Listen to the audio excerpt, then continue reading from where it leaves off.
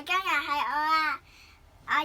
我係嗰個作者邱卓林，我今日又整咗一本故事書，係我很喜歡乜乜乜。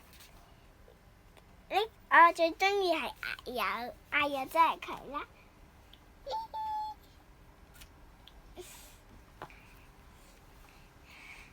作者邱卓林係我啦。呢本書講緊即係有個剔剔，即係講緊我很喜歡玩遊戲機。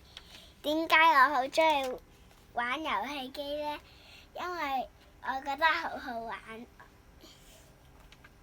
睇下部遊戲機係紫色，係媽咪同埋我最中意嘅色；黃色係阿妹中意嘅色；藍色、綠色係我中意嘅色。阿友啊，阿友，我很喜歡阿友，因為點解我咁中意阿友？因為佢個臭臭好香，同埋咧，佢好有型。好有型。唔係好得意啊嘛！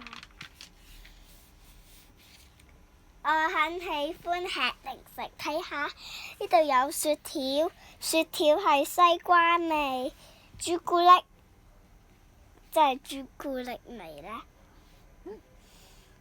雪糕係番薯味同埋朱古力味。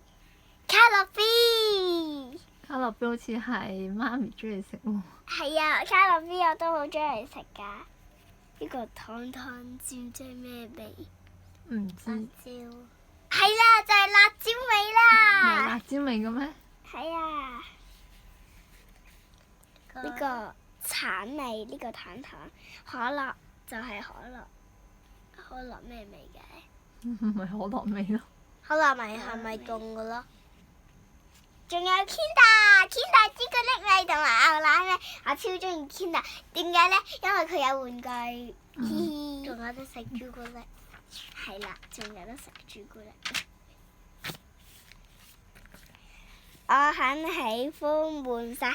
點解我中意玩耍呢？因為我覺得玩可以強健身體，同埋我中意玩。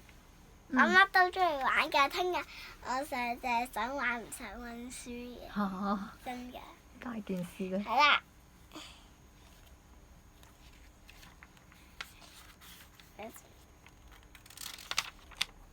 你哋中唔中意呢個故事啊？鍾意。多謝。